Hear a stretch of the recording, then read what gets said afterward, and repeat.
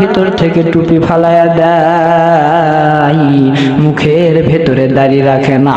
আমার বাপ ভাই, আমার বন্ধুগণ, সে কখনো আলেম হইতে পারে না।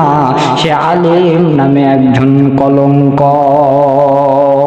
আমার বাপ ভাই, আমার বন্ধুগণ, ইন্টারনেটের ভেতরে আমি দেখলাম একজন ভাই, একজন দাওরা পাশের আলেম, সে 5 বছর ওয়াজ করছে, এটা আমি কখনোই বিশ্বাস করি নাই।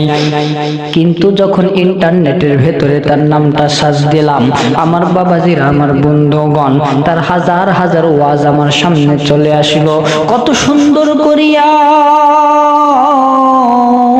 আমার বাবাজিরে মানুষদেরকে কোরআনুল কারীমের তাফসীর শোনাইতেছে, কত সুন্দর করে মানুষেরা তার তাফসীর শুনতেছে। এই ব্যক্তি হঠাৎ